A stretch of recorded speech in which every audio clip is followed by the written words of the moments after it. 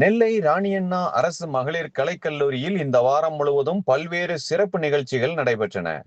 மகளிர் தின விழா, முத்தமிழ் விழா, விளையாட்டு விழா, நுண்கலை மன்ற விழா மற்றும் கல்லூரியில் ஆண்டு விழா என ஐம்பெரும் விழாவாக பல்வேறு நிகழ்ச்சிகளுடன் மிகச் சிறப்பாக கொண்டாடப்பட்டு வருகிறது. முக்கிய நிகழ்ச்சியான கல்லூரி ஆண்டு விழா இன்று நடைபெற்றது. கல்லூரி விலங்கியல் துறை இணை பேராசிரியர் ராஜேஸ்வரி வரவேற்று பேசினார். கல்லூரி கல்வி மண்டல இணை இயக்குனர் மற்றும் ராணி அண்ணா அரசு மகளிர் கல்லூரி பொறுப்பு முதல்வர் விக்டோரியா தங்கம் தலைமை தாங்கி ஆண்டு அறிக்கை வாசித்தார். பாளையங்கோட்டை சேவியர் கல்லூரி முதல்வர் காட்வின் ரூபஸ் சிறப்புரையாற்றினார். தொடர்ந்து பல்வேறு துறைகளில் சாதனை படைத்த மாணவிகளுக்கு பரிசளிக்கப்பட்டது.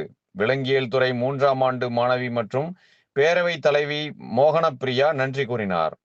திரளான மாணவிகள் அனைத்து நிகழ்ச்சிகளிலும் உற்சாகத்துடன் பங்கேற்றிருந்தனர்.